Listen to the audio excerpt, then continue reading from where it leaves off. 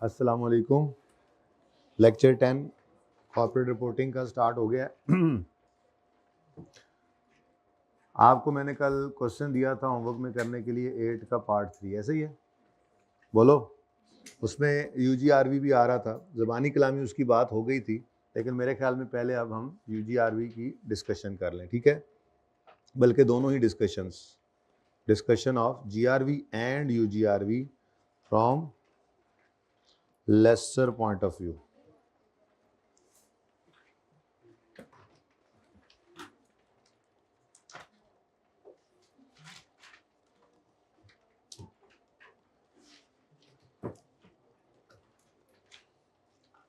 हाँ जी, GRV laser कौन सी लेता है? बोलें, GRV लेसर कौन सी लेता है अपने लीज पेमेंट्स में, मतलब अपने जो एग्रीमेंट में लिखी होती है, सोचो सूचो वाला चक्कर। तो लेसर के पॉइंट ऑफ व्यू से इस वक्त हम बात शुरू कर रहे हैं गारंटीड रेजिडुअल वैल्यू और अनगारंटीड रेजिडुअल वैल्यू की। लेसोर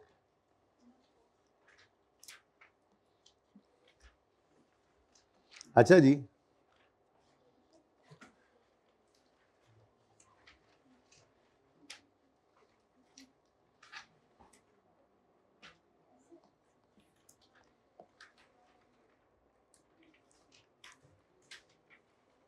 ये एक घड़ी है, ठीक है जी, और इस घड़ी पे 9:30 का टाइम हुआ है,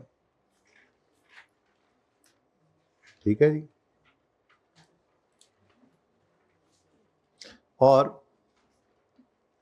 लेसी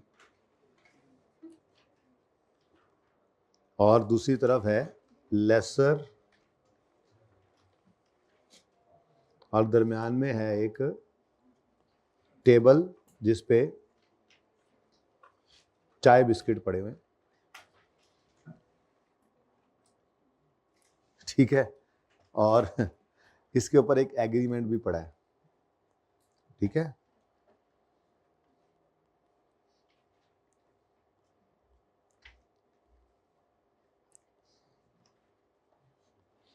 और उस एग्रीमेंट के अंदर देखो GRV UGRV की डिस्कशन आती कब है? जब ओनरशिप ने ट्रांसफर नहीं होना होता, ऐसे ही है ना? बोलो।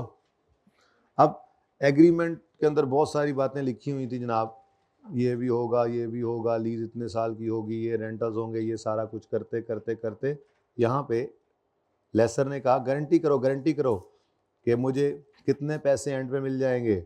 लेसी ने कहा चलो 4 मिलियन कर लूँगा, नहीं 10 मिलियन। तो करते कराते इनका आपस में डिसाइड हो गया 8 मिलियन। तो ये एग्रीमेंट के अंदर GRV यानी गारंटीड रेजिडुअल वैल्यू लिखी हुई है। चलो अब 8 हो गया, ठीक है। अच्छा, अब ये सिचुएशन कितने बजे आपके सामने आई है जी? 9:30 बजे। 9:30 बजे लेसी और लेसर मिले, एक टेबल के ऊपर चाय वगैरह भी पड़ी थी और एग्रीमेंट भी पड़ा था, और वो एग्रीमेंट साइन हो गया जिसमें लेसी ने गारंटी की 8 मिलियन की और गारंटीड रेजिडुअल वैल्यू, और फिर लेसी चला गया। लेसी का जाना दिखाता हूँ आपको। लेसी, ये दरवाज़ा था, ठीक है, दफ्तर का, और ये जनाब आपको नज़र आ रहा होगा लेसी गया, लेसी गया। ये काम हो चुका, ठीक है ना? ये एक काम था, वो हो गया। अब अगली कहानी शुरू हो रही है, क्योंकि देखो मैंने GRV UGRV डिस्कशन किसके पॉइंट ऑफ व्यू से करनी है? अब लेसर के पॉइंट ऑफ व्यू से ना। तो लेसी तो चला गया, एग्रीमेंट करके लेसी तो चला गया। अब दफ्तर में कौन बैठा रह गया? लेसर, ठीक है। ये चलो बस ठीक है, खड़ा ही रखो इसको। ये जनाब लेसर है। अब लेसर बैठा है जनाब, खड़ा है जनाब, सॉरी, और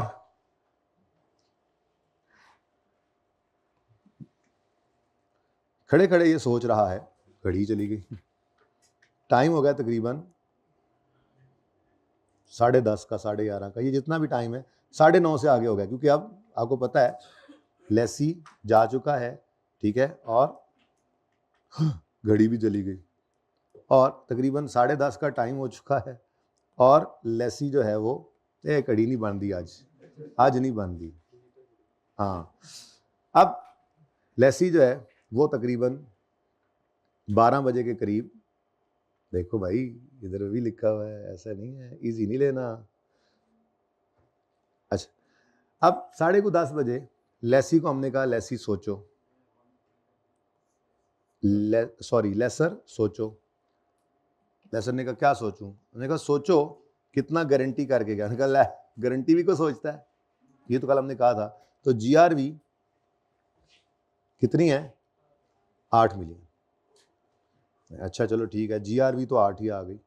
हमने कहा अच्छा लेसर जरा सोचो। अब ये लेसर की सोच पे बाद में डिब्बा लगाता हूँ, ठीक है, और लेसर बैठकर सोचेगा कि ठीक है 8 मिलियन गारंटी तो कर गया लेसी, लेकिन अब मेरे हिसाब से एंड पर, अब ये अगेन एस्टीमेट है, एंड पर एक्चुअल मुझे मार्केट से मिल कितना जाएगा। अब जो मार्केट से मतलब एंड पे जब एसिड जीआरवी यूजीआरवी कॉन्सेप्ट आता ही कब है? जब एसिड लेसर को वापस आएगा। जब वापस आएगा तो लेसर उसको बाजार में जाकर बेचेगा, अगर तो कितने मिलेंगे, इसको कहते हैं रेजिडुअल वैल्यू। ये गारंटीड रेजिडुअल वैल्यू नहीं, गारंटी तो वही है जो लेसी करके गया। तो मसलन लेसर ने अंदाजा लगाया, लेसर एस्टिमेटेड, लेसर की सोच, अब देखो लेसर की सोच देखो और तुम अपना आने का टाइम देखो। Lessor estimated that at the time of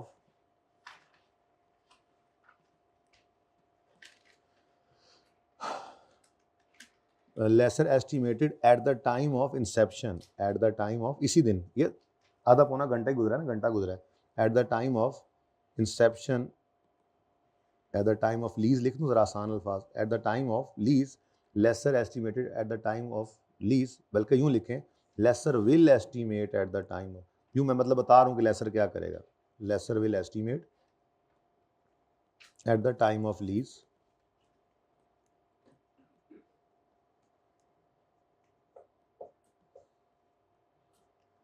क्या जी क्या, that asset will have a residual value of let's say 12 million at the end of lease term, that asset will have, यार ऐसे तो इसकी सोच जो है वो ज़रा थोड़ी गोल दायरे में डालनी है। Laser will estimate at the time of lease, at the time of inception of lease, that asset will have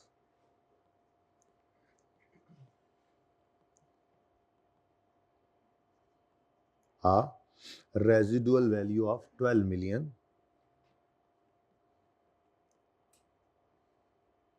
at the end of lease term। यानी ये ऐसी बात है जैसे लेसी जाके सोचता था कितने मिल जाएंगे, ऐसे ये भी बैठकर सोचेगा कि एंड पर इसके कितने मिल जाएंगे। तो RV of 12 million at the end of lease term, ये क्या है, जीआरवी है या यूजीआरवी है? ये इन दोनों में से कोई नहीं है, ये टोटल रेजिडुअल वैल्यू है, ठीक है। तो अब लेसर की सोच जरा चेक करना, मैं, ये लेसर का दिमाग है, ठीक है जी, तो उसके अंदर ये सोच चल रही, ओहो दिमाग ही मिट गया, ठीक है।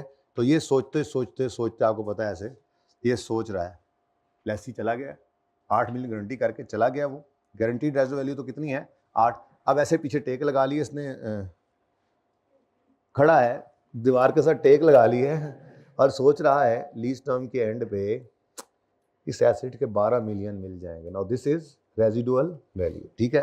अच्छा, अब ये 12 मिलियन जो eight the end of lease term है, इसको हम कहते हैं estimated residual value, estimated residual value और फेयर वैल्यू जो भी कह दें।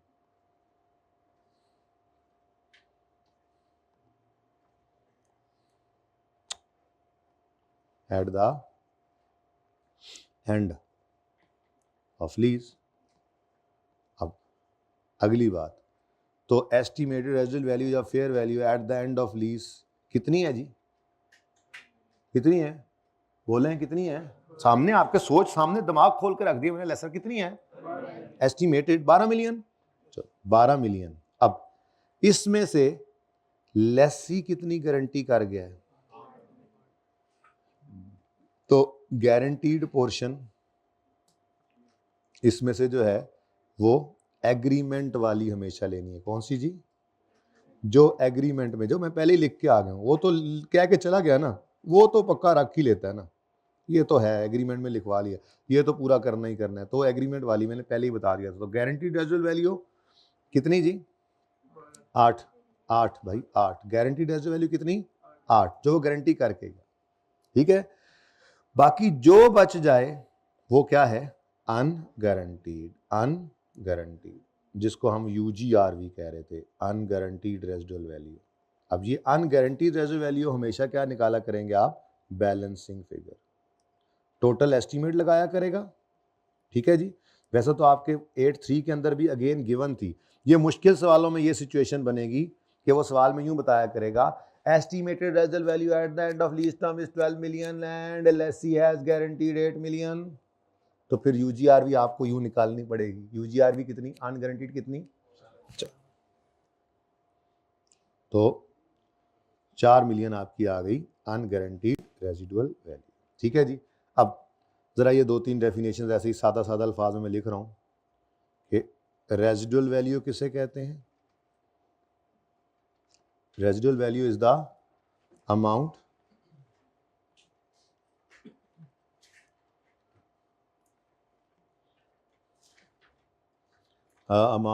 expected to be received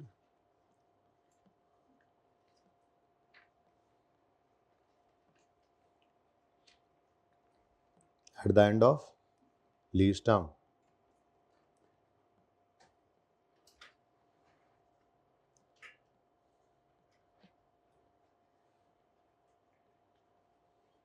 ठीक है जी। और गारंटीड रेजिडुअल वैल्यू किसे कहते हैं जी? इज द अमाउंट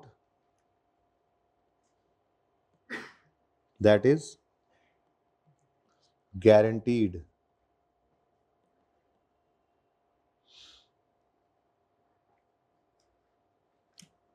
अच्छा, इसमें एक बारीक बात भी है तो सही, लेकिन चलो आज नहीं पढ़ते।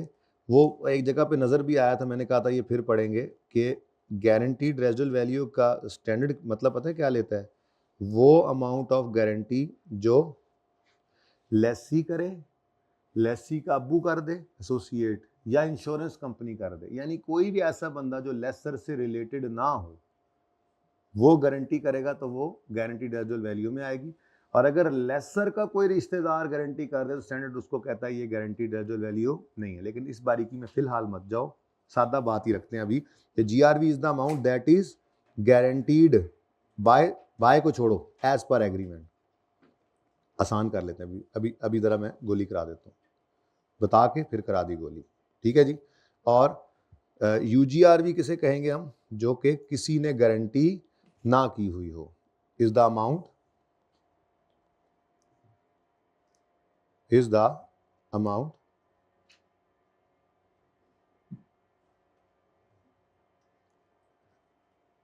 ये क्या चल गया? Is the amount that is not guaranteed. अब इसमें जब बारीक बात करेंगे ना तो वहां पे ये कहेगा स्टैंडर्ड कि अगर लेसर के अब्बू ने कहा है चल चल मैं गारंटी करता हूं, तो स्टैंडर्ड कहता है मेरे हिसाब से ये भी अनगारंटीड ही है। कोई रिश्तेदार लेसर का हो वो गारंटी करे तो वो गारंटी नहीं है। गारंटी कौन सी है? जो लेसी दे, लेसी का एसोसिएट दे या थर्ड पार्टी, मतलब यूं कह ले लेसी गारंटी करे या कोई भी पार्टी अनरिलेटेड टू लेसर हो वो गारंटी करे, तो वो गारंटी रेजिडुअल में आती है। लेकिन फिलहाल इसको सादा ही रख लें। ठीक है। अब देखें जी, लेसर का फॉर्मूला, लेसर का फॉर्मूला यूं करें, इसको ले ही जाता हूं मैं वहां पे, बल्कि उसको ले आता हूं यहां पर। वो जो हमने लेसी का फॉर्मूला नहीं लिखा था, यार ऐसा करते हैं, वो मैं बाद में यहाँ पर ले आऊँगा, यहाँ पर अलग से ही बनाते हैं। हाँ जी, लेसर का फॉर्मूला, जैसे लेसी का फॉर्मूला हमने बनाया था बिल्कुल वैसे ही लेसर का भी फॉर्मूला बनेगा, क्योंकि वही सेम केस है ना भाई यहाँ पर, के ओनरशिप विल ट्रांसफर भी हो सकती है और ओनरशिप विल नॉट ट्रांसफर। अगर ओनरशिप विल ट्रांसफर होगी तो जीआरवी यूजीआरवी आएगा, आएगा ना? Never never never, ownership will transfer तो फिर क्या टेंशन है लेसर को, फिर गारंटी करा रहा है रेजुअल वैल्यू की, नहीं नहीं नहीं, फिर उस केस में परचेज ऑप्शन आ सकता है। ठीक है, तो लेसर का फॉर्मूला लीज पेमेंट का, लेकिन लीज पेमेंट का नाम हमने यहाँ क्या रखा हुआ है, ग्रॉस इन्वेस्टमेंट, तो मैं यहाँ पे बस लिख रहा हूँ जी आई, जी आयानु, जी आई। ठीक है जी, अब जी आई का फॉर्मूला क्या है, वही down payment plus rentals plus purchase option, purchase option की प्राइस। लेकिन ये कब आएगी यहां पर, जब, हाँ ये सेम है दोनों तरफ, बताया था ना, तो ये कब आएगा, जब रीजनेबली सर्टन हो, हाँ, if reasonably certain that lessee will exercise. जी बेटा, लेसर, हाँ नहीं, परचेज ऑप्शन लेसर ने दिया था, लेसी ने एक्सरसाइज किया, तो परचेज ऑप्शन की प्राइस लेसर पे करेगा, लेसी रिसीव करेगा, इसका यही नाम रखना है, ना होना मना रख लो। परचेज ऑप्शन को जैसे लीज पेमेंट को लीज पेमेंट ही कहते हैं, वो लीज पेमेंट लेसी पे करता है, लेसर रिसीव करता है, वो लीज रिसीट नहीं बन जाती। नॉर्म है ना, नॉर्म है, एग्रीमेंट में भी ऐसे ही लिखा होगा, lease lessee will pay payments, अब एग्रीमेंट वही हुआ होगा, वही एग्रीमेंट उसके लिए पेएबल बना रहे हैं, इसके लिए रिसीवेबल बना रहे हैं, तो नाम नहीं बदलना। ठीक है, तो इफ आसान लग रहा है, काम तो आसान ही रहने दो, if reasonably certain that lessee will exercise, that lessee will exercise, वर्जिश करेगा, एक्सरसाइज। ठीक है, दूसरा ऑप्शन क्या हो सकता है, ओनरशिप विल नॉट ट्रांसफर। ठीक है जी, तो इसके ऊपर भी मुझे लिख लेना चाहिए था, कि मैंने लिखा नहीं है। ठीक है, कल बनता था मैं लिख लेता। ठीक है, कि ये किसका फॉर्मूला है, लेसर का, किस केस में है, अगर ownership will transfer to lessee हो, इसको उठा के वहीं ले जाएंगे फिर ओनरशिप, ताकि आमने सामने आ जाए, कहानी खत्म हो ना भाई। देखो दूसरी तरफ ही चल पड़ा था ना काम, उलट ऐसे लगता था हम मिरर में खड़े हो गए आके शीशे में, इधर वाला कान इधर लग गया, इधर वाला इंटरेस्ट एक्सपेंस, इंटरेस्ट इनकम होगी, वहाँ लीज लायबिलिटी थी, यहाँ लीज रिसीवेबल हो गया। बस फर्क ये है कि इसकी किताबों से एसिड निकल गया था और उसकी किताबों में एक lease asset right of use के नाम से रिकॉर्ड हुआ था। ठीक है, तो ownership will transfer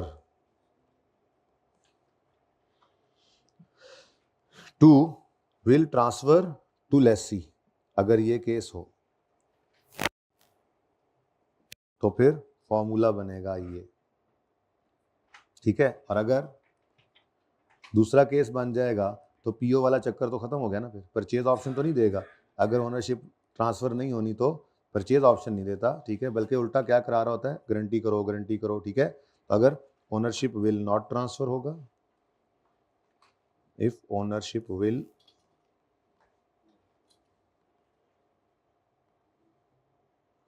not transfer to lessee वाला केस आ जाए, तो मेरे बच्चों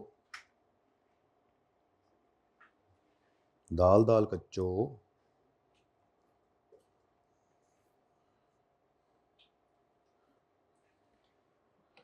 जरा देखना ध्यान से फॉर्मूला, क्रॉस इन्वेस्टमेंट का फॉर्मूला होगा डाउन पेमेंट प्लस रेंटल्स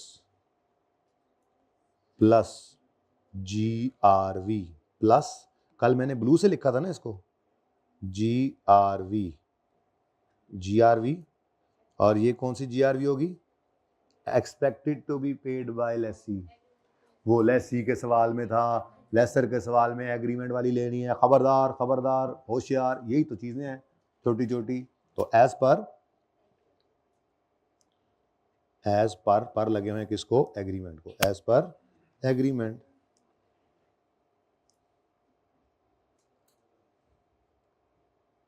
ठीक है जी, और प्लस इसमें हो जाएगा UGRV, ठीक है जी, UGRV भी इसमें ऐड होगा, ठीक है, और UGRV तो अभी अभी आपने निकालना सीखा है, बस वही है, ठीक है। अब अगर मैं इस फॉर्मूला को थोड़ा सा और आपके लिए एलैबोरेट करूँ ना, तो ये फॉर्मूला कुछ ऐसे बन जाता है कि अगर लेसर का सवाल हो और ओनरशिप विल ट्रांसफर वाला केस हो तो ग्रॉस इन्वेस्टमेंट होती है लीज पेमेंट्स, लीज पेमेंट, ये क्या है, लीज पेमेंट नहीं है, लीज पेमेंट नहीं है ये, बोलो, लीज पेमेंट है, लीज पेमेंट है। लीज पेमेंट का मतलब ही क्या होता है, वो पैसे जो लेसी से लेसर को आए। मैं दोबारा लिखता हूं, gross investment is equal to lease payment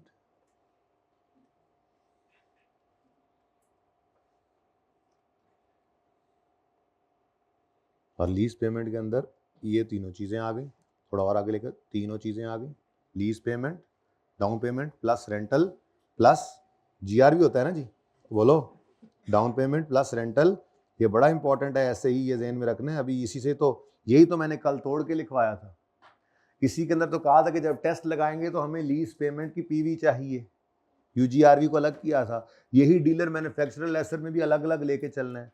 तो इस L और P पे हंसने की जरूरत नहीं है, मेरे हाथ से ना बनाएं, ठीक है। ये फॉर्मूला याद करने की कोशिश करें कि ग्रॉस इन्वेस्टमेंट का फॉर्मूला होता है लीज पेमेंट प्लस UGRV, ठीक है।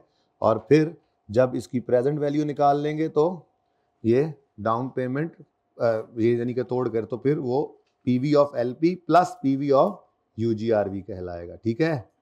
ये याद रह जाएगा, अल्लाह करे याद रह जाए, ठीक है, अल्लाह नहीं करना है। तो क्रॉस इन्वेस्टमेंट का फॉर्मूला, ठीक है जी। अगर लेसर का फॉर्मूला है तो वो ये है, down payment plus rental plus GRV plus UGRV, ठीक है, सही हो गया। और मैं जरा कंपैरिजन में दिखाता हूँ, वो फॉर्मूला पता नहीं किस दिन लिखा था हमने, कहाँ लिखा था, वो भी कॉपी करके ना मैं भी नोट्स पे ले आऊँगा। मैं भी ज़िंदगी में जिंदे जहान पे आ गया, किताब आने तो बाद एक टेंशन ख़त्म हो गई है कहीं पे भी। अब वो फलां सवाल होमवर्क, वो फलां होमवर्क, वो फलां, चलो फलां पॉइंट, चलो इधर चलो, चलो उधर चलो, बस सुकून हो गया अब, ठीक है ना। लेकिन फिलहाल इसको मैं इकट्ठा करूँगा, आपके जो जितनी सारी कुछ किया था ना वो फिर वन नोट के ऊपर, क्योंकि बाद में फिर सनद के तौर पर रखना भी होता है ना, काम भी आता है। आप लोग फिर जो है मुकर भी जाते हैं। तो lessee ownership will transfer, ownership will transfer, तो फॉर्मूला है down payment plus rental plus purchase option, if reason certain के वो एक्सरसाइज करेगा। और अगर ओनरशिप विल नॉट ट्रांसफर तो down payment plus rental plus GRV। लेकिन यहाँ पर GRV लेसी है तो वो लेगा जो एक्सपेक्टेड टू बी पेड है, ठीक है। लेसी इज ओवर, लेसर की बारी आई तो ओनरशिप विल ट्रांसफर है तो down payment plus rental plus PO, यानी ये तो हो गया सेम, बिल्कुल सेम।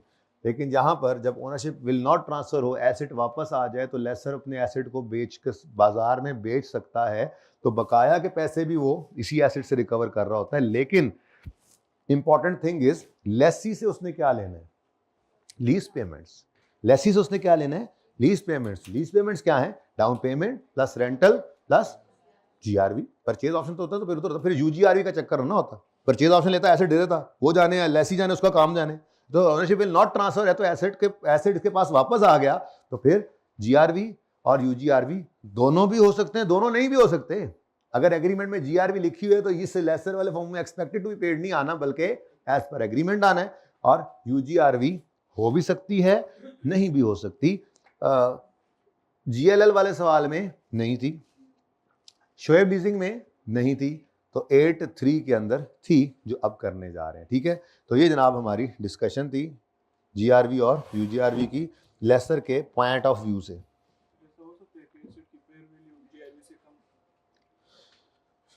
वो तो एंड पे जाके पता लगेगा कैसा हो गया है, एंड पे जाके पता लगेगा ना, उस वक्त लॉस आ जाएगा, वो तो सिलेबस में नहीं है ना, फाइनल में जाके पढ़ना ना। जी बेटा,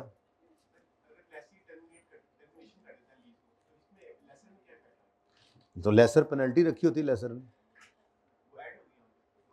वो पेनल्टी इधर भी ऐड होगी, लेकिन वो फिर यही है ना कि लेसी, वो सवाल में लिखेगा रीजन सर्टन है कि वो टर्मिनेट कर देगा। यार देखो सादा बात, लीज लेसी ने जो कुछ पे करना है वो लेसी ने रिसीव करना है। फर्क सिर्फ दो जगह पे है। फर्क नंबर एक, जीआरवी इसने एक्सपेक्टेड टू बी पेड नहीं, वो एक्सपेक्टेशन कर नहीं ना सकता, बल्कि एज पर एग्रीमेंट वाली लेनी है। और यूजीआरवी इसके केस में आएगी क्योंकि एसेट इसके पास आना है, इसने बेचना है। लेसी केस में यहाँ पर नहीं आएगी ना, ठीक है। लेसी केस में तो अगर ओनरशिप बिल ट्रांसफर हो तो फिर वो जीआरवी का चक्कर ही कोई नहीं, ठीक है। बाकी तो सब सेम है, जो लेसी पे कर रहा है वो। अगर आपके लेसी का सवाल है टर्मिनेशन पेनल्टी ऐड किया आपने, तो मतलब फिर लेसर के सवाल में भी वो ऐड होगी। उसने पे करनी है तो इसने रिसीव करनी है, लेकिन एक्सपेक्टेड टू बी, वो एक्सपेक्टेड होगा, रीजन सर्टन होगा कि वो एक्सरसाइज कर रहा है, तो सवाल बताएगा आपको, ठीक है। सादा बात, जो लेसी ने पे करना है वो लेसर ने रिसीव। सिर्फ एक फर्क है दोनों में, सिर्फ एक फर्क है। वो फर्क क्या है, जीआरवी इसने एज पर एग्रीमेंट लेनी है, उसने एक्सपेक्टेड टू बी पेड, यहां तक कोई मसला। अब अगली एडिशनल चीज क्या है, चूंकि लेसर का अपना एसेट होता है, उसके पास वापस आ जाता है, तो वो बाजार में बेचकर ये पैसे भी रिकवर कर सकता है इसी एसेट। तो इसके फॉर्मूला में एक चीज ऐड हो जाती है, यूजीआरवी। ओके, सही है, सही है, कोई मसला। चलो फिर आगे बढ़ो, आगे बढ़ो, अब आ जाओ। बल्कि ये देखी जाए जरा, थोड़ा सा प्रैक्टिकस कर लें, प्रैक्टिकस।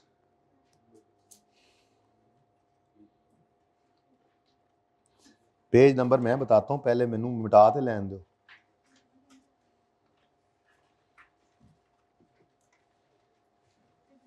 हाँ जी, पेज नंबर अब 21 पे आ जाए। और जिनके पास अभी बुक नहीं आई है, ये मैंने नहीं नोट्स में दिया था ना ये वाला, तो वो पे बुक जब आ जाए तो वहां से देख लीजिएगा। बाकी आज मैंने नोट्स दिए हैं, पता नहीं अब उसमें शायद क्वेश्चंस कुछ रखे हैं जो होमवर्क में देने हो, या ऑपरेटिंग लीज करनी है, जल्दी से ये कर लें। हैं कल वालों में है, अच्छी बात है, चलो, क्योंकि कल प्लान में था, चलो अच्छा है। लेकिन अगर किताब आ गई तो फिर इनको साइड पे फेंको, ये बाद में मिलनी ही नहीं है आपको। अपनी किताब पे रजिस्टर पे लिखो पेज 21 और फिर यहाँ पे आ जाओ। अच्छा ही सुनो, वहां पे भी ना आ जाओ, 21 पे भी ना आ जाओ, नोट्स पे भी ना आ जाओ, वो तो सब कुछ आंसर में लिखा हुआ नजर आ जाएगा। इधर देखो मेरी तरफ, यहाँ पे नहीं नजर आ रहा। लेसी ने गारंटी की है 10 मिलियन की, although lessor expects that machine will be sold for, यानी उसकी रेवेन्यू वैल्यू होगी 15 मिलियन। अब इधर देखो, मैंने यूं लिखना है 15, जीआरवी और यूजीआरवी, यही तरतीब है ना। ये क्या है हमारी आरवी। तो गारंटी कितनी करके आया लेसी, 10, लेकिन लेसर को लगता है कि कितने मिल जाएंगे, 15, तो इसका मतलब बैलेंसिंग 5, ठीक है। तो जीआरवी कितनी आएगी, 10, यूजीआरवी 5, ठीक हो गया, बोलो।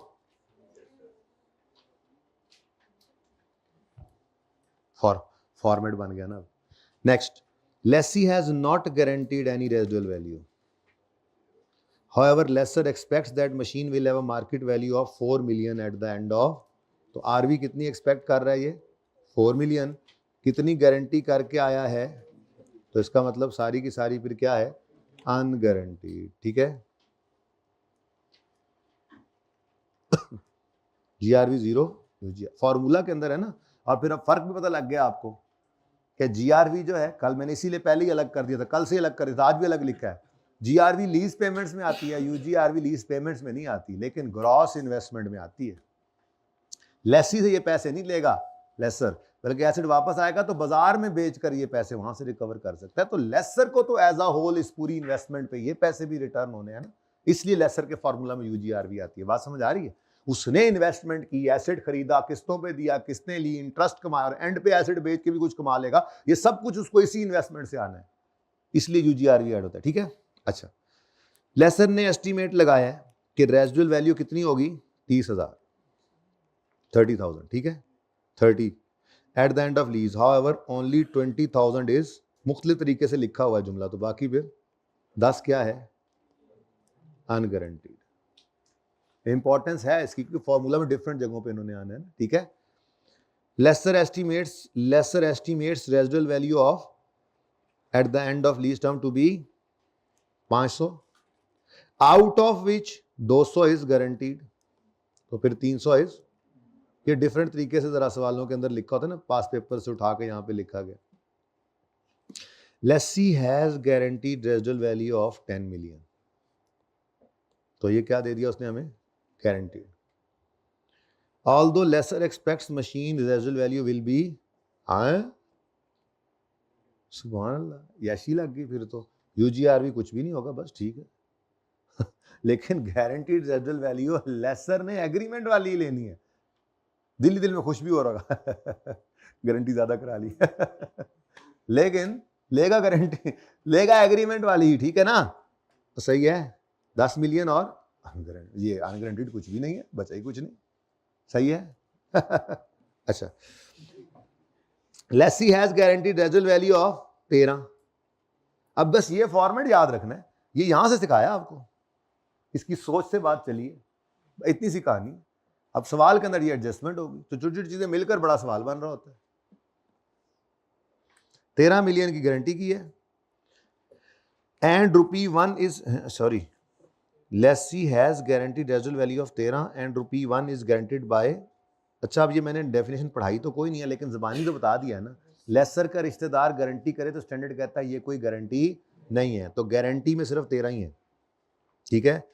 और लेसर का अंदाज़ा है कि एंड पर कितने मिलेंगे, 17, तो इसका मतलब बाकी के 4। तो गलती क्या लग सकती थी, गारंटीड में बच्चे समझते कि 14 गारंटी है, 13 लेसी ने की हुई है, और एक जो है वो लेसर के अब्बू ने की है। स्टैंडर्ड कहता है लेसर के अब्बू वाली गारंटीड में नहीं डालनी, ठीक है ना, हाँ वो अनगारंटीड ही है मेरे हिसाब से, सही है। ये यहाँ पे ना, यहाँ पे कहीं पे ये यहाँ पे ये डिस्कशन है, लेकिन अभी नहीं, अभी टाइम कम है, अभी मैं कुछ सवाल कराऊँ, ये फिर किसी वक्त मौका आएगा, मौका कर लेंगे, फिलहाल ये ठीक है। चलें आगे, चलो, किसी ने अगर तस्वीर ना ली हो तो आ जाएं जी अपने 8 के 3 पर। अब 8 का 3 आपने ट्राई किया होगा, है ना, किस किसने ट्राई किया था, वेरी गुड, बाकी किस किसने ट्राई नहीं किया था, वेरी बैड, बस यही कहता है, इसलिए छोड़ो क्या करना है काम करके, है ना। बाकी दोनों दफा किसने हाथ खड़ा नहीं किया,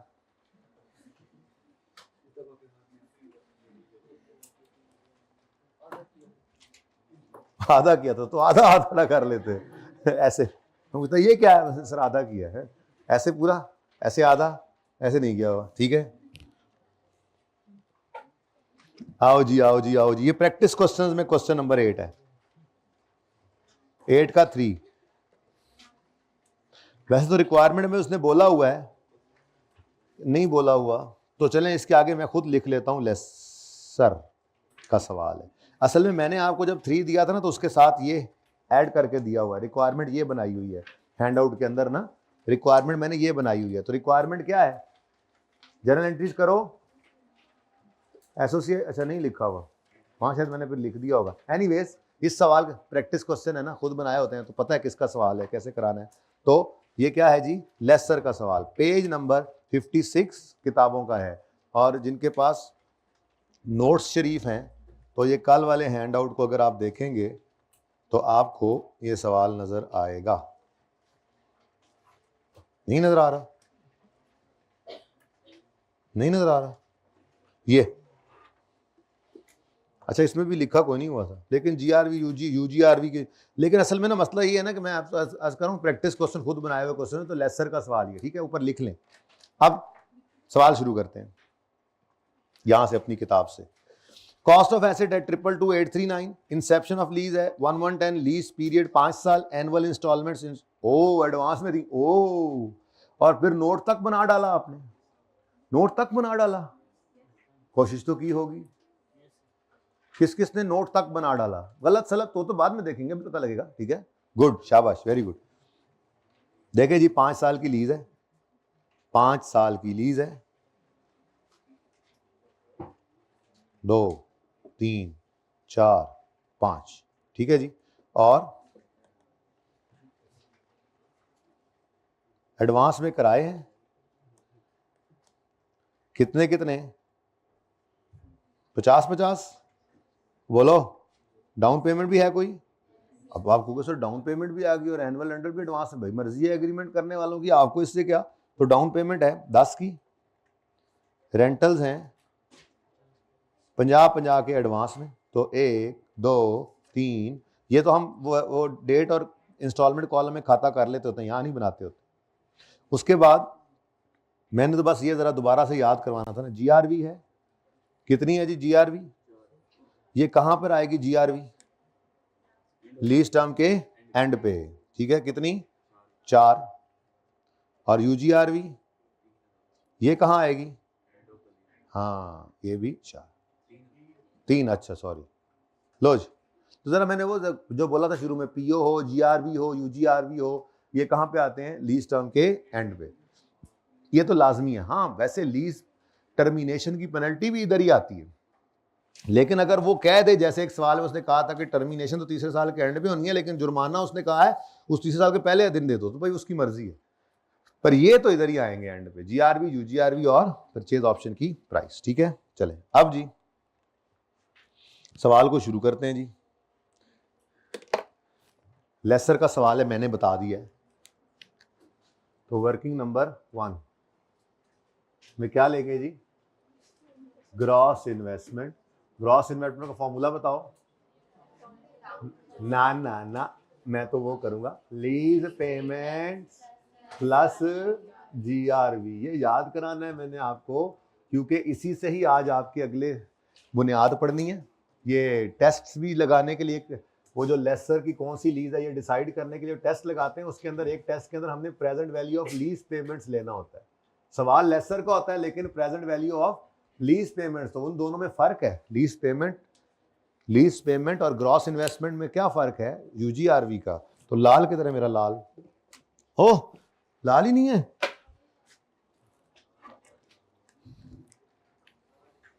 लाल है, और यहां पे आ गया जनाब यूजीआरवी। ठीक है जी, तो ये जनाब लीज पेमेंट प्लस यूजीआरवी, ये फॉर्मूला है आपका ग्रॉस इन्वेस्टमेंट का। अब इसको तोड़ के भी लिख लो, कोई बात नहीं, एक बार जरा याद करने का जमाना चल रहा है। Down payment plus rentals plus, अब परचेज ऑप्शन होता तो ये ना होता, हाँ तो परचेज ऑप्शन की प्राइस नहीं आई बल्कि जीआरवी आ गई। ठीक है, प्लस यूजीआरवी, तो ये जरा याद होने का जमाना है। ठीक है, अब डेटा उठाओ और लिख दो। डाउन पेमेंट कितनी है, थाउजेंड्स में कर लें, 10 है। रेंटल्स, अच्छा आप लोगों ने बनाया तो होगा इसका स्केड्यूल, कॉस्ट ऑफ एसेट भी अजीब सी आ रही है मेरे ख्याल में, 1000 में नहीं करते, एंड में ना वो मैंने रेकनसाइल कराना है, तो ये ना हो फिर आपको राउंडिंग का डिफरेंस नहीं, हमें समझ नहीं आ रही, इसलिए पूरी फिगर्स ही लिख लो। ठीक है, तो 10,000, फिर कितने हैं 50,000 के किराए, 5, जीआरवी 3 नहीं था, अच्छा वो अगला है, अच्छा 4,000, और यूजीआरवी कितना है 3,000। और बताओ जी टोटल 260। आईडीसी तो नहीं है सवाल में, शुक्र है, बातें नहीं करो ना यार, कोई जरूरी बात चल रही है, अच्छा मुज़ाकरात चल रहे हैं। अब जी next thing is net investment. Net investment का फॉर्मूला क्या है, present value of lease payment plus present value of UGRV.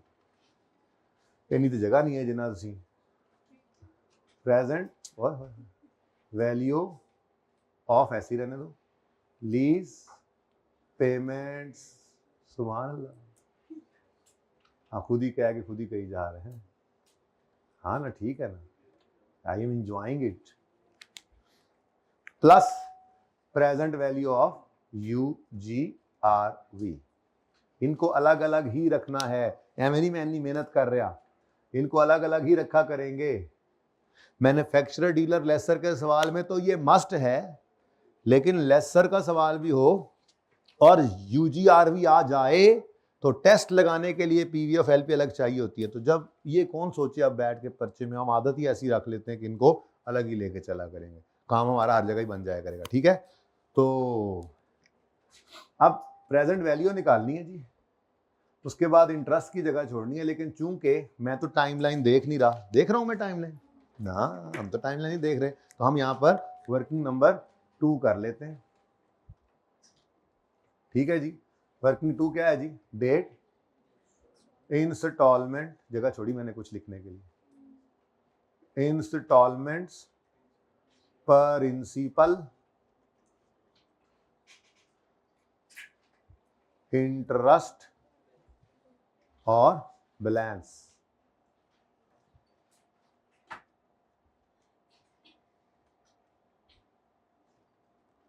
अच्छा जी, कमेंसमेंट डेट लीज की क्या है? 1 जनवरी 2010। पहली लाइन हमने छोड़ दी खाली। उसके बाद 1 जनवरी 10 को ही डाउन पेमेंट भी है, कितनी? 10,000, और रेंटल भी पहला एडवांस में है, कितना जी? एडी जगह छड़ के भी काम नहीं बनेगा, तो 10,000 प्लस 50,000 बताना है यूजर, उसको यूजर को, एग्जामिनर को बताना है, या यूजर ही आपके पेपर का, एग्जामिनर आपके पेपर का यूजर है, जैसे यूजर ऑफ फाइनेंशियल स्टेटमेंट्स होते हैं, ऐसे ही आपके पेपर का यूजर कौन है? तो यूजर को बताना है कि ये आपने यहाँ पर जो लिखा 60,000, ये तो कहीं सवाल में गिवन नहीं था ना, कैसे निकाला? उसके बाद एडवांस कराए 1 जनवरी 11 पर, 1 जनवरी 12 पर, 1 जनवरी 13 पर, कितने? 5 कराए थे, ये चौथा आ गया। 1 जनवरी 14 पर, और फिर लीज का एंड हो गया ना, हाँ 31 दिसंबर 2014 पर फिर 2 चीजें आई, कौन कौन सी? जीआरवी, कितनी है? 4,000, और ओहो, जीआरवी का लाल रंग है ना, कि यूजीआरवी का लाल रंग है? कल वाला बताओ, कल वाला, कल जो रंग लगाया था ना, वही रंग बताओ, वही जीआरवी का नहीं, मुझे लगता है यूजीआरवी का था ब्लू, है ना? अच्छा जी, चले 4,000 प्लस 3,000, ये दोनों अलग अलग चीजें हैं। ये क्या है? यूजीआरवी, लेकिन लीज अमोर्टाइजेशन स्केड्यूल के अंदर इसने आना है, और ये क्या है? जीआरवी, लेकिन इधर इन दोनों ने ही आना है। फर्क कहां पे पड़ना है? फर्क कहां पे पड़ना है? नोट में जाकर एक जगह पर इसने आना है और एक जगह पर दूसरे ने आना है, इकट्ठा नहीं होना। उसकी वजह क्या है? वहां पे हमने ना पहला जो नोट बनाते हैं ना, मैच्योरिटी एनालिसिस, उसमें लीज रिसीवेबल बता रहे होते हैं, लीज रिसीवेबल, लेसी से आने वाले पैसे, तो यूजीआरवी लेसी से नहीं आता। ठीक है, तो चले बहरहाल, कितना आ गया? 7,000। चलें जी, अब आसान हो गया काम। इस 60,000 को आपने, यानी ये 10,000 भी छोड़ दिया, मतलब अगर ऐसे ही करना, 10,000 को कुछ नहीं कहना, ठीक है। उसके बाद पहले 50,000 को भी छोड़ दिया, और जगह कट गई ना, 60 सूट मैं नहीं लिख रहा, हाँ 60,000 कंजूसी से लिख लूंगा, पर सारा कुछ लिखूंगा अलग अलग। 10,000 प्लस 50,000, पहला छोड़ दिया, प्लस 50,000 इंटू, अब आते हैं रेट ढूंढने, तो रेट क्या था सवाल में? 10%, तो 1 माइनस 1.1 रेज टू पार, कितने 5 हैं ये?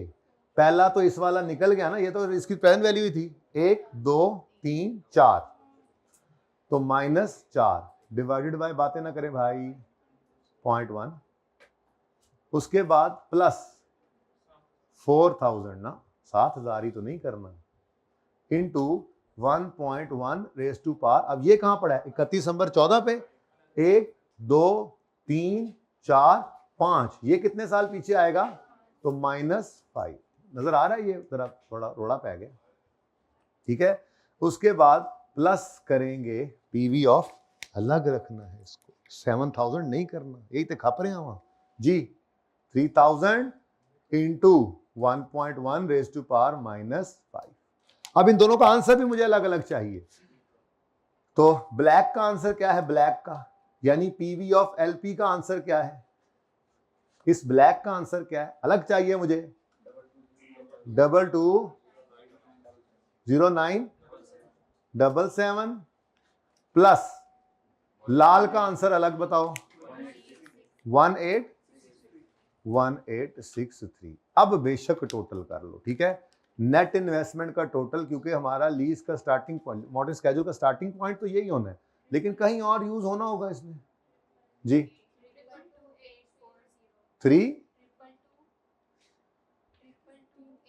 3 नहीं है ना, अच्छा 840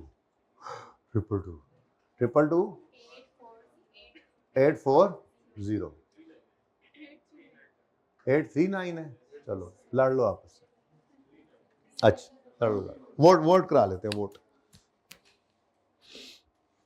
अच्छा जी, एक और चीज भी हाँ हम निकाल लेते थे कि वो जरूरत पड़ सकता है, ठीक है, इसको अनअर्न्ड फाइनेंस इनकम कहते हैं स्टार्ट पर, ठीक है, यूएफआई, अनअर्न्ड फाइनेंस इनकम, अभी लिख लेता हूं, यानी कि start of lease, start of Inception पे खड़े होकर सारे का सारा ही इंटरेस्ट क्या है, अनअर्न्ड है ना लेसर का पहले दिन तो, ठीक है, वो कैसे निकालेंगे, gross investment 267000 minus net investment 222840 is equal to 44। ये जब कभी जरूरत पड़े तो नोट के अंदर, तो नोट ना बनाना हो तो इसको लिखने की जरूरत भी नहीं, पर नोट बनाना है ना सवाल में, ठीक है। चले आगे भी, स्टार्टिंग पॉइंट क्या है, पीवी ऑफ एलपी नहीं बोलना है, नहीं, हाँ अलग रखा किसी टेस्ट के लिए, अभी आ रहा है टेस्ट थोड़ी देर में, जो ये डिसाइड करेगा लेसर की कौन सी वाली लीज, वो जो अभी तक पढ़ी है या वो जो आज पढ़नी है, ठीक है। लो जी, तो 222840 नेट इन्वेस्टमेंट से स्टार्ट करेंगे हमेशा जी। चलो कोई एक तो मैं भी कैलकुलेशन कर दूं आपको, ये मैंने निकाल दिया आपको, अब ये मुझे आप निकाल दें, 162840 लगाओ जी, फिर 16284, एक मिनट वो लैना भी लानी होनी है बाद से, फिर रोड़ा पै जाता है, ट्रिप क्या था ये, और ये था 16284, हाँ जी हैं 129 तक तो मैंने लगता है ठीक गया काम, 129, हाँ आगे क्यों टुर गए सी, उसके बाद 12912,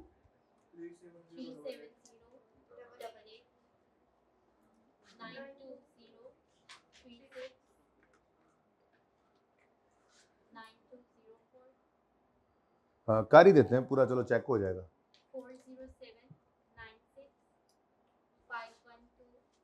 512409204, जरा थले हुई भाई, लकीर लगनी तो तू तेरा सिर वड्या जाना है जी, 5124, मैं इससे बात कर रहा हूँ, 44876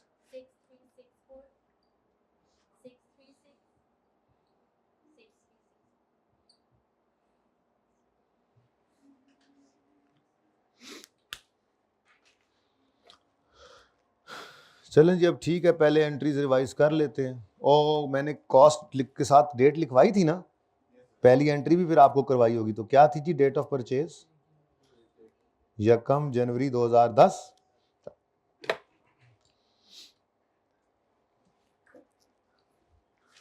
जर्नल एंट्रीज करके मैंने मिटा देनी है, क्योंकि फिर जब मैंने एक्सट्रैक्ट्स और नोट्स पे जाना है तो मेरा नहीं दिल होता कि आप एंट्रीज पे चाहती हैं हमारे, एंट्रीज नहीं मांगे एक्सट्रैक्ट्स मांगे तो एंट्रीज की मुहताजी फिर महसूस होती है, अगर आपको आदत हो तो अलग अलग समझे रिक्वायरमेंट, तो समझे हमसे सिर्फ मांगी गई है सवाल में जर्नल एंट्रीज, कौन कौन से साल की मांगी गई हैं, सिर्फ 10 की, 11 की भी हैं, चलो ठीक है, for the year ended, question number ही बता दो, 8 का 3 है, पेज नंबर, आप तो पेज नंबर भी लिख सकते हैं, शुक्र है। फॉर द ईयर एंडेड 31 दिसंबर 2010 मैनू 10 पहली एंट्री की होएगी। दसो मैनू सारे 10 जी। पीपी हाँ ये याद रखना है, ठीक है। डेट ऑफ परचेज गिवन है। अब जिन सवालों में डेट ऑफ परचेज नहीं होगी पास पेपर के सवालों में, तो सोल्यूशन में आपको एसेट खरीदने की एंट्री नजर नहीं आएगी, उससे परेशान नहीं होना, ठीक है। मैं तो करवा रहा हूँ ताकि याद हो जाए, ठीक है, क्योंकि दूसरी लीज के अंदर भी एसेट खरीदना है किसी की, तो ये एसेट खरीद कर लाया 1 जनवरी 2010 पे इसने एंट्री पास की। पीपीई डेबिट किस पे रिकॉर्ड करेगा इसको? फेयर वैल्यू पे। PPE debit cash credit. अब फेयर वैल्यू लेसर के सवालों में हम बिल्कुल भी इग्नोर नहीं कर रहे, हम हर दफा उसको देख रहे हैं, कभी भी नहीं काटा हमने। जबकि लेसी के सवालों में क्या कर देते थे, तो क्या है फेयर वैल्यू? 222,839 वही तकरीबन 222,839। अच्छा 1 रुपए का फर्क आ जाना है ना? जाने दे। वैसे अगर सिर्फ यहाँ पे लिखते तो चलो जाने दो। 222,839 ठीक है जी। इतनी खुली एंट्रीज करोगे ना तो दूसरे साल की वो नहीं होनी जी। उसके बाद ये एसेट लीज पर दे दिया गया, तो लीज पर एसेट 1 जनवरी 10 को जा रहा है, तो लेसर अपनी किताबों के अंदर से एसेट को निकाल देगा, उधर रखे, तो क्या एंट्री होगी? नहीं, एसेट किताबों से निकालने की एंट्री होगी पीपीई क्रेडिट, ठीक है। और दूसरी तरफ, ठीक है, तो पीपीई क्रेडिट हो गया, किसी दिन उसने लीज पर दे दिया, और लीज रिसीवेबल डेबिट, ठीक है जी। अच्छा अब दोनों का ना अपना अपना असूल है। लीज रिसीवेबल रिकॉर्ड होना है नेट इन्वेस्टमेंट पे, जबकि पीपीई ने रिकॉर्ड हुआ है फेयर वैल्यू पे।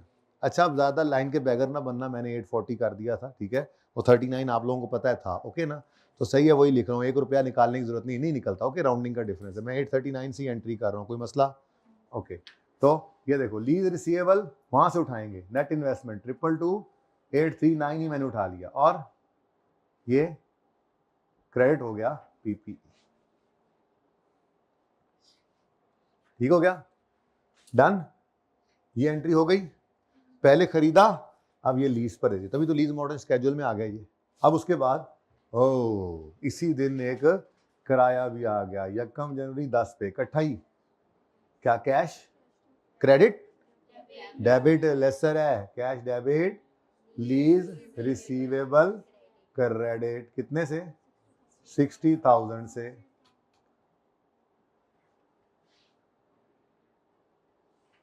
एडवांस का सवाल है ना, एडवांस के सवाल के अंदर एक मसला और भी तो आता है, इंटरेस्ट पेएबल लेसी का, तो वही इसी तरह से इंटरेस्ट रिसीवेबल, क्योंकि इसकी इनकम है ना। लेसी क्या करता था? इंटरेस्ट एक्सपेंस पे करता था। एडवांस के सवालों में उसके साल का इंटरेस्ट उसके साल के आखिरी दिन पे होने के बजाय अगले साल के पहले दिन पे हो रहा होता था, तो वो पेएबल की एंट्री करता था, उसकी बैलेंस शीट में पेएबल नजर आता था करंट लायबिलिटीज। ये कौन है? लेसर इंटरेस्ट इनकम कमा रहा है यहाँ पे, तो इसके साल की इनकम इसके साल के आखिरी दिन पे नहीं हुई या रिसीव नहीं हुई, इसको रिसीव नहीं हुई, तो अगर रिसीव नहीं हुई तो फिर ये रिसीवेबल की एंट्री करेगा, इनकम तो रिकॉर्ड करनी है ना, और फिर अगले साल के पहले दिन वो रिसीव हो जाएगा, तो बैलेंस शीट में इसके करंट एसेट्स के अंदर इंटरेस्ट रिसीवेबल नजर आएगा एडवांस के सवाल में, ठीक है। तो फिंगर थंब अप्रोच, 1 जनवरी 10 से 31 नवंबर 10 तक का इंटरेस्ट 31 नवंबर 10 की बजाय 1 जनवरी 11 पे नजर आ रहा है, तो 31 नवंबर 10 की शाम को एक्रूवल की एंट्री पास करेंगे, लेकिन ये इनकम है, एक्सपेंस नहीं है, रिसीवेबल बुक करना है, तो 31 दिसंबर 2010 पर एंट्री पास करेगा ये interest receivable debit interest income credit, कितने से जी? 16,16,16,284। अच्छा उसके बाद बस डेप्रीसिएशन की एंट्री रह गई, डेप्रिसिएशन का इसकी एसेट तो चला गया है, ठीक है। चलो आसान काम है ये, मुश्किल नहीं है, बस रोज आना मुश्किल है।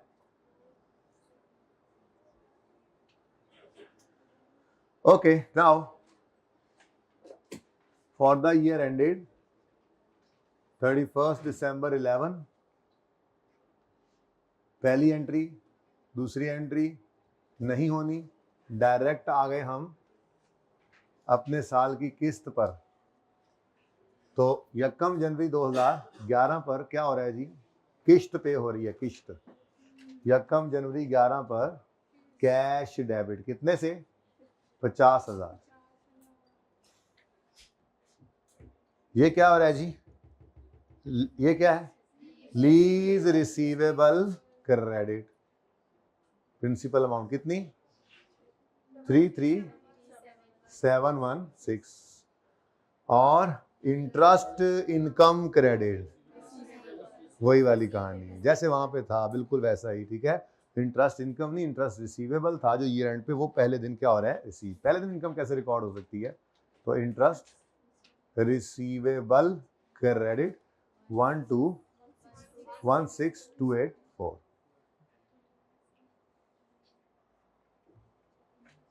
और इस साल का इंटरेस्ट फिर अगले साल के पहले दिन पड़ा है, तो रिसीवेबल डेबिट इनकम क्रेडिट की एंट्री कर दें। Interest receivable debit interest income credit 12912 lens general entry. कुछ और पक्का हो गया ये,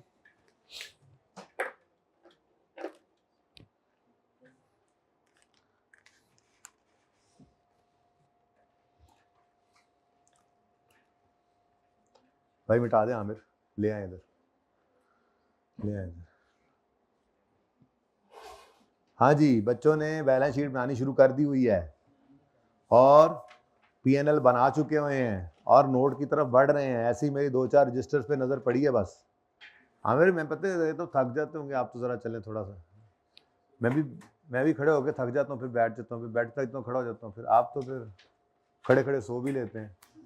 लेकिन सिर्फ परला पासा मिटाओ। हाँ ये आने देना, इधर तक आने देना, आ गया बस। एक बार ऐसे ही मैंने कहा, सलीम भाई आए हुए थे, मैंने कहा मिटा दें, उन्होंने सारे ही मिटा दिया ऐसे ही। ओए ऐसे ही कुछ स्केड्यूल बड़ी मुश्किल से लंबा चौड़ा ये मॉडल स्केड्यूल बना हुआ था, अगला काम करना था। अब खुद देख लो क्या हो गया उस क्लास। सलीम भाई अभी इतना प्यारा आदमी, बंदा डांट भी नहीं सकता उसको। हंस दिया उन्होंने, फिर आगे से मैंने दिल में रो दिया। हाँ भाई सुनाओ, फिर समझ आ रही है तो फिर जरा रिवाइज करो। फाइनेंशियल स्टेटमेंट्स में आए हैं तो लेसर का सवाल है, ये फाइनेंस लीज है, तो पीएनएल में क्या आएगा, इंटरेस्ट इनकम और कुछ नहीं, ठीक है। और बैलेंस शीट में आएगा लीज रिसीवेबल और लीज रिसीवेबल। पहली बात क्या करो ना, करंट नॉन करंट में तोड़ के। और अगर एडवांस का सवाल होगा तो अच्छा, एडवांस का सवाल हो तब भी इंटरेस्ट रिसीवेबल आ सकता है, और अगर लीज का ईयर एंड और फाइनेंशियल ईयर एंड डिफरेंट हो तब भी, वो वैसे ही चलना है, ठीक है। और क्या आएगा, पीपीई आएगा, पीपीई नहीं आएगा। चलें जी, तो शुरू करते हैं जी काम। मैं तो कहता हूँ ये दोनों चीजें इकट्ठी बनाते हैं, फिर कौन मिटाए आगे, हैं थक जाते हैं आमिर भाई। तो क्या नाम है जी, कंपनी का कोई नाम नहीं है, तो पीएनएल एसओसीआई के एक्सट्रैक्ट्स,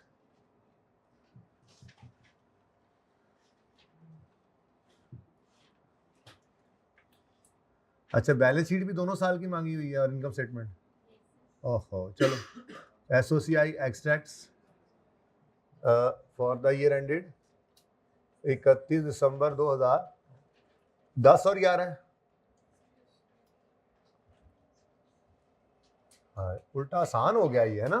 पीएनएल में एक आइटम आता है क्या जी, इंटरेस्ट एक्सपेंस, इंटरेस्ट एक्सपेंस, अच्छा सॉरी इनकम।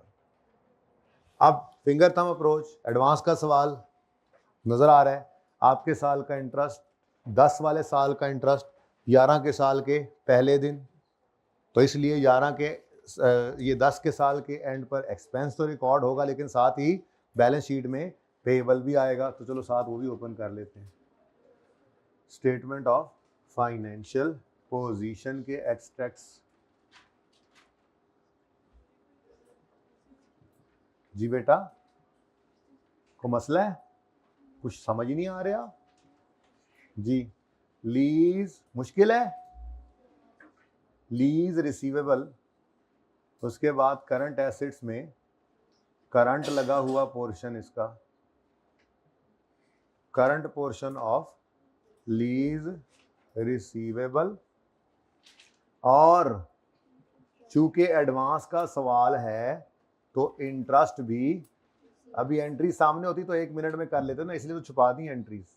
अब ये सारी चीजें हमें कहां से मिलेंगी? Working to, working to, working to, working to. कमाल है, वर्किंग टू भी कमाल की वर्किंग है। तो इधर देखो जी, यकम जनवरी 10 से 31 दिसंबर 10 तक का इंटरेस्ट 16,284। 31 नवंबर 10 की शाम को पे नहीं हुआ, लेकिन ये है तो 10 का ही इंटरेस्ट, तो 16,284 एक्सपेंस भी है और सॉरी इनकम है, सॉरी, और ये मैंने भूल के लिखा है, ये मैं चेक नहीं कर रहा था, पहले 2-3 बार चेक किया लेकिन उसके बाद अब भूल के कर गया। 16,284 इनकम है, लेकिन रिसीव नहीं हुई, अगले साल के पहले दिन रिसीव हो रही है, तो फिर ईयर एंड पर क्या हो गई? रिसीवेबल।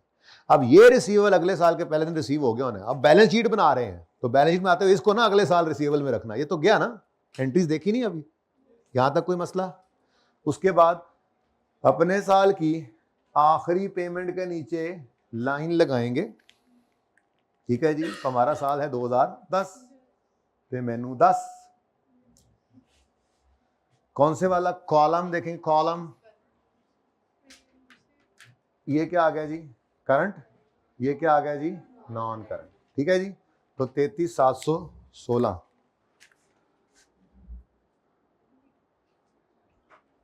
और नॉन करंट कितना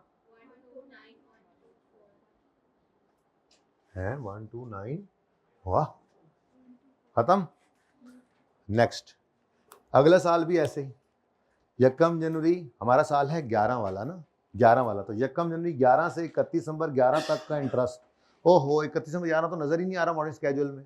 हाँ, एडवांस का सवाल है ना, तो 11 का इंटरेस्ट 12 के सामने, तो ये 12,912 ये इनकम आई, लेकिन ये चूंकि इस साल के आखिरी दिन रिसीव नहीं हुई है, तो ये रिसीवेबल। ठीक है, सही हो गया। ये उल्टा आसान है, इसका बस नोट थोड़ा सा मुश्किल था, वो भी 1-2 बार बनाने से याद हो जाते हैं। इसमें कम चीजें हैं ना, इनकम आ रही है, डेप्शन नहीं आ रही, डेप्शन की डिस्कशन ही नहीं है, डेप्शन कहां से आया डिस्कशन, जब एसिडी किताबों से निकल गया है। लेकिन इसके पीछे कुछ मेहनत है जो आज शुरू करेंगे कि लीज है कौन सी। ठीक है, चले अभी करते हैं, ब्रेक से पहले करना है। चलो ब्रेक के बाद, कहाँ है ब्रेक वाला? ओह माय गॉड, इसने तो बोला नहीं आज, भाई जब बोलेंगे तो ब्रेक होगी। भाई ने बोला तो ब्रेक, भाई ने नहीं बोला तो कोई ब्रेक नहीं।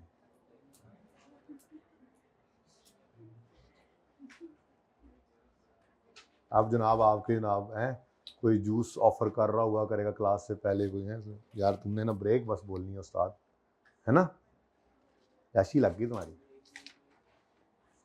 अच्छा जी, करंट पोर्शन 37,088, ये कोई मसला तो नहीं है, लाइन लगी रहे तो मैंने अब मिटानी छोड़ दी है। और नॉन करंट तो 37,088 और नॉन करंट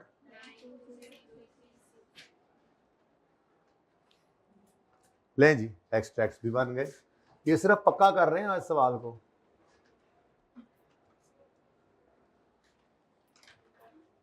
बस एडवांस का सवाल था, लेकिन को खास चैलेंजिंग नहीं लगा हमें। अच्छा, अब नोट भाईजान उसने सिर्फ 10 का मांगा है, मेहरबानी ताड़ी।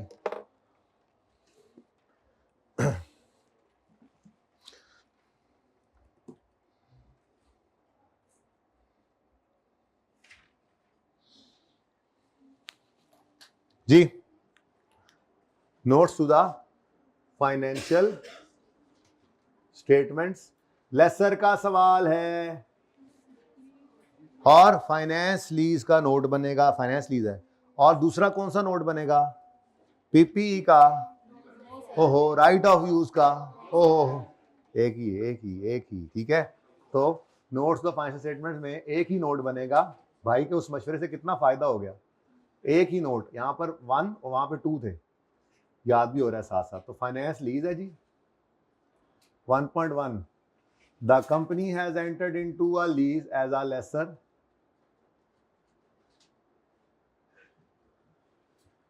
Rentals are payable annually in advance, implicit rate is, बस काफी, या लीज टर्म, जो भी एक दो बातें, लीज टर्म भी लिख दिया करो और इम्प्लिसिट रेट भी, ये 3 बातें लिख दिया करो, ठीक है ना। लेसर है, रेंटल एडवांस एरियर में, इम्प्लिसिट रेट है और लीज टर्म, ये 4 बातें, ठीक है, काफ़ी है। लेकिन मुख्तसर तरीन जुमला लिखना है, इसका टाइम ना ज़ाया हो, ज़्यादा लंबी कहानी लिखने बैठ जाना, ऐसे ही बस 1-1.5 जुमले के अंदर ये सारी बातें एक ही लाइन में लिख डालो, एक ही सांस में नहीं बोल देते ऐसे।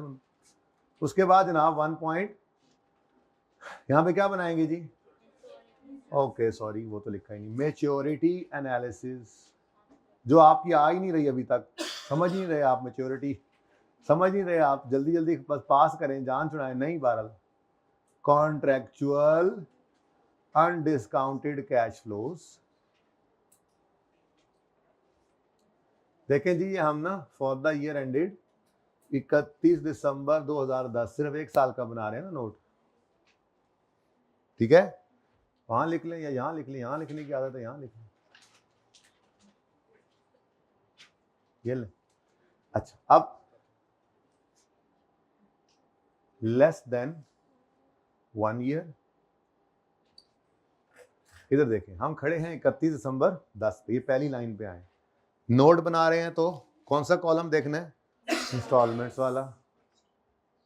तो ये तो हो गया, अब यहां खड़े हैं, यहां पहली लाइन पे, तो ये 1 साल के अंदर अंदर, बोलो 50,000 1 साल के अंदर अंदर, ये 1 साल के बाद 2 साल के अंदर अंदर, 1 to 2 years, 1 साल के बाद लेकिन 2 साल के अंदर अंदर, फिर 2 साल के बाद 3 साल के अंदर अंदर, 2 to 3 years, 50,000, 3 साल के बाद लेकिन 4 साल के अंदर अंदर, देख लो एक ही साल है, ये एक ही साल है। इधर खड़े हो ना, इधर ये खड़े हो आप, तो 31 दिसंबर 10 पे खड़े हो, तो 31 दिसंबर 1 साल के अंदर अंदर था, 11 तक, ये 12 तक 2 साल के, ये 13 तक, 31 दिसंबर 13 तक 3 साल के अंदर अंदर, 2 to 3, ठीक है। और ये 14 तक जो है, ये पूरा 3 साल के बाद लेकिन 4 साल के अंदर अंदर है, 3 to 4 years, 3 to 4 years। तो 50,000 है, 50,000 प्लस 4,000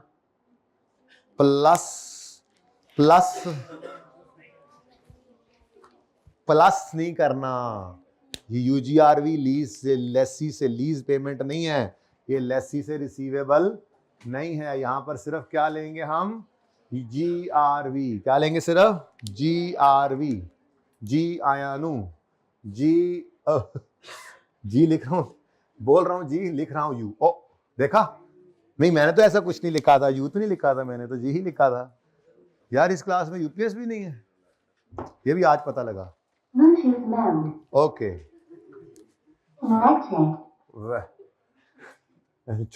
चुप करा लो इनू, इसको नहीं पता क्लास चल रही है। अच्छा जी, जीआरवी, अब ये कितना बना जी? 54,000, 54,000, तो टोटल 20, ये 204,000 क्या है? बोलो क्या है? Total lease receivable, very good, total lease receivable. सबसे मुश्किल यही नोट है बेटा, अब खुद देख लो, सबसे मुश्किल अगर ये काम है तो फिर उसके बाद क्या करेंगे जी? 1.3 में रिकंसिलिएशन बनाएंगे, जिसमें हमने ग्रॉस इन्वेस्टमेंट को नेट इन्वेस्टमेंट से रेकनसाइल करके दिखाना है। तो पहले ग्रॉस इन्वेस्टमेंट निकालें तो सही, समझें आप इस बात को ना, कि लेसर की ग्रॉस इन्वेस्टमेंट, यानी कि लेसर ने एसिड खरीदा, वापस आएगा, किराए शराए भी लेगा और एंड पे उसको बेच देगा, तो वो बेचने से जो आना है वो भी तो इसी को ही आना है। तो इसीलिए लेसर की ग्रॉस इन्वेस्टमेंट के अंदर यूजीआरवी भी पड़ा होता है कि ओवरऑल इसको इस एसेट से क्या मिलेगा, क्या कमाएगा, तो ये क्या इसकी इन्वेस्टमेंट है, क्या इंटरेस्ट है, वगैरह वगैरह सारा कुछ इसने रखा होता है। क्योंकि जेन के अंदर यूजीआरवी को भी रखता है जब रेंटल ऑफर कर रहा होता है, क्योंकि उसने तो देखना है ना मैंने इतना कमाना है इससे, ठीक है। तो यहीं से एज इट इज उठाकर लिखोगे, पहली चीज क्या, total lease receivable, as it is उठाकर इधर लिखो, ये 204,000, तो 2,04,000। इसमें ऐड क्या करेंगे, अब मुझे याद आया कल यहाँ पे ब्लू कलर था, चलो अब तो आपने पक्का कर दिया, अब आइंदा से यूजीआरवी के लिए लाल ही चलाना है, ठीक है। तो यूजीआरवी कितना है जी, यूजीआरवी कितना, 3,000 अलग आके ऐड हुआ, इतना सा ख्याल रखना है। यहाँ पे दोनों आ गए, वहां पे दोनों आए हैं पर अलग अलग होकर, ये बन गया जनाब 2,07,000, ठीक है जी। इसको क्या कहते होते हैं जी हम, ग्रॉस इन्वेस्टमेंट। अब इसमें से क्या माइनस कर दें, अनअर्न्ड फाइनेंस इनकम, तो लेस कर देंगे जी इसमें से हम unearned finance income, interest income. इसको निकालने के दो तरीके, लेकिन उससे पहले जरा ध्यान से मुझे बताइए हम कौन से साल में खड़े हैं, 2010 के एंड पे। तो इसका मतलब अगर ये लाइन पहले वाली हम देख रहे हैं तो फिर कुछ भी अर्न नहीं हुआ, सब का सब अनअर्न्ड है ना। ओए एडवांस का सवाल है, एडवांस का सवाल है, समझिए। हमारे साल 10 वाले का इंटरेस्ट यकम जनवरी 11 को सिर्फ रिसीव हो रहा है, ये लाइन के आगे अर्न्ड पड़ा है, और उसके बाद वाले सारे क्या हैं, अनअर्न्ड, ठीक है। ये भी अनअर्न्ड, ये भी अनअर्न्ड, ये भी अनअर्न्ड, और ये भी। अब कल दो तरीके बताए थे, तरीका नंबर 1, सारे अनअर्न्ड क्या कर दो, ऐड। तरीका नंबर 2, जो कि करना है आपने, वजह ये है, अभी भी देख लो फर्क है, 2 फिगर्स को नेट करना है, यहाँ 4 को ऐड करना है। लेकिन इससे बड़ा मसला यह है कि स्केड्यूल अगर आपका 25 लाइनों वाला हो तो 25 लाइनें पूरी तो नहीं करने बैठ जाओगे, पेपर में बस यही काम करते रहोगे। तो लाइन जो अर्नड है बस वो पता हो, और टोटल अनअर्न्ड स्टार्ट पे पता हो। ये अनअर्न्ड फाइनेंस इनकम स्टार्ट में इसलिए निकाल ली थी। तो दोनों तरीके सही हैं, ये भी निकाल सकते हो, ऐड करके भी अनअर्न्ड निकाल सकते हो, और टोटल में से अर्नड माइनस करके भी। लेकिन ध्यान सिर्फ क्या रखना है, एडवांस का सवाल है, हमारे 10 वाले साल का इंटरेस्ट 11 के सामने सिर्फ रिसीव हुआ है पहले दिन जो नजर आ रहा है, अर्न तो ये 10 नहीं हुआ था। तभी तो आप जर्नल एंट्री में देखो तो आपने इनकम कब रिकॉर्ड की है, 10 में, या पीएनएल के फेस पे देखो तो ये इनकम रिकॉर्ड कब हुई है, 10 में। सिर्फ रिसीवेबल बन गई, अगले पीरियड के पहले दिन क्या हो गई, रिसीव। तो कमा लिया है। इनकम एक्सपेंस का ताल्लुक, इनकम रिकॉर्ड कब होती है, जब हम अर्न कर लें। तो ये 16,284 क्यों रिकॉर्ड हुआ है, क्योंकि ये अर्न हो गया है इस साल में, अर्नड है, बस लाइन के आगे नजर आ रहा है, एडवांस का सवाल है इसलिए, ठीक है। तो अनअर्न्ड कैसे निकालेंगे जी, टोटल कितना है जी, टोटल अनअर्न्ड 160। ये देखो जरा कहां से उठाया मैंने, वर्किंग 1 से, और इसमें से 16,284 माइनस करना है, माइनस 16,284। ये मैंने कहां से उठाया, वर्किंग 2 से कह लो, या पीएनएल से भी कह सकते हो जी, बताइए। 27,876, और आंसर बताइएगा मुझे, 17924, और ये एंड आंसर जो हमारा होता था, ये क्या होता था जी, नेट इन्वेस्टमेंट। और ये लें जी, नेट इन्वेस्टमेंट, और ये ऐसे करके यहां हो जाती थी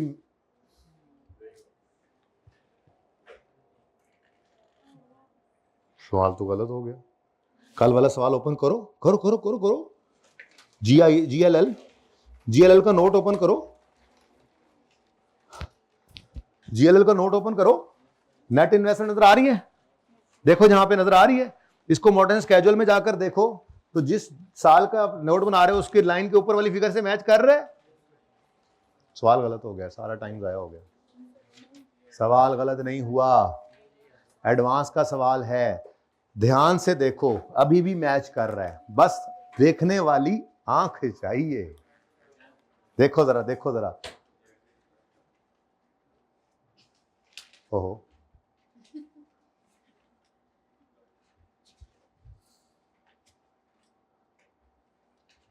इन दोनों को ऐड करो जरा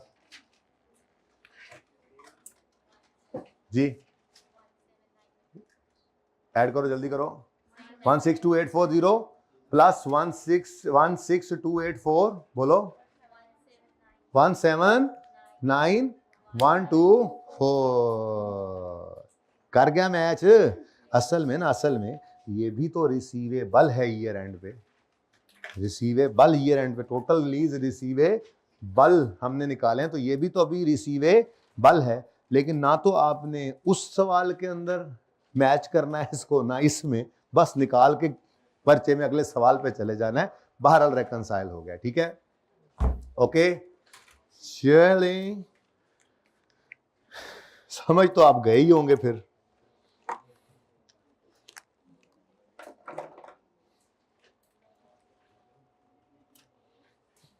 ले जी,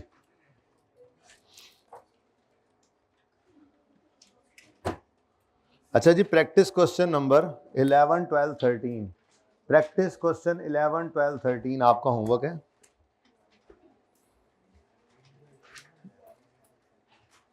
ये सारे सवाल इसी तरह के हैं, 11, 12, 13 होमवर्क में।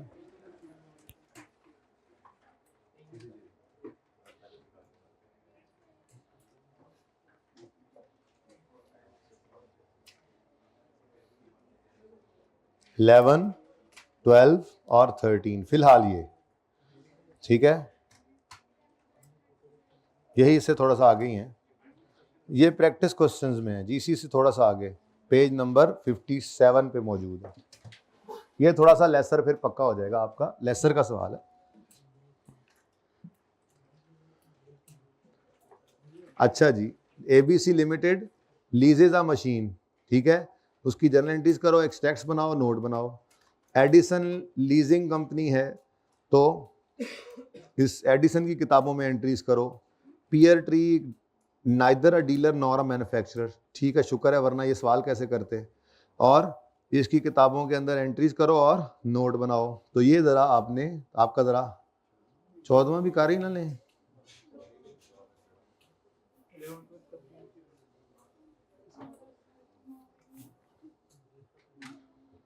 दो दिन छुट्टी भी तो तुसी मारनी है बेटा, ये छुट्टी नहीं हफ्ते वाले दिन, समझें इसको, ये बस क्लास नहीं है, पढ़ाई की छुट्टी नहीं कर लेनी। हाँ, पढ़ाई संडे को छुट्टी कर लेना बेशक, पढ़ाई की सैटरडे को नहीं, ठीक है। अच्छा जी, चलें जी, शुरू करते हैं, बिस्मिल्लाह करते हैं, फिर ब्रेक लेते हैं, उसके बाद फिर शुरू करते हैं अपना ऑपरेटिंग लीज और फाइनेंस लीज के लिए जो टेस्ट्स हैं। लेकिन मुझे लगता है ऑपरेटिंग लीज आज हो नहीं सकेगी, इसलिए फिर होमवर्क बढ़ जाना है फाइनेंस लीज का और ये सारा कुछ, ठीक है ना, तैयार है ना इंशाल्लाह। अल्लाह हाफिज़। और ये अल्लाह हाफिज़ का मतलब 10 मिनट के लिए अल्लाह हाफिज़।